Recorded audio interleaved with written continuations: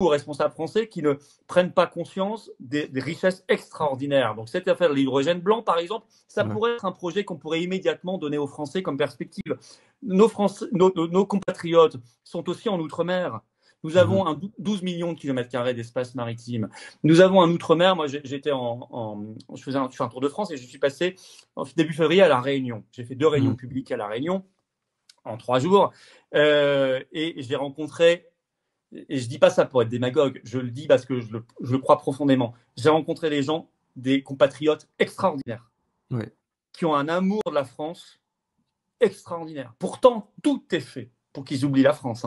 Tu te balades à La Réunion, tu as des drapeaux européens partout, parce qu'on te fait croire que chaque route, chaque collège, chaque rond-point est financé par l'argent de l'Union européenne, encore plus qu'en métropole. C'est impressionnant. Tu as l'impression que la France n'existe plus et que tout vient de Bruxelles. Que c'est extraordinaire. Alors que rien ne vient de Bruxelles. J'étais à La Réunion il y a 6 mois, c'est exactement ça.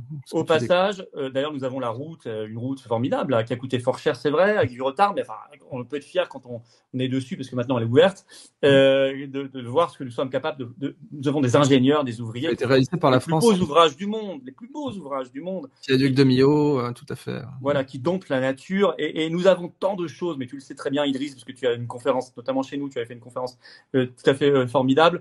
C'était très bien reçu, je vous remercie encore. D'ailleurs, bienvenue pour la prochaine.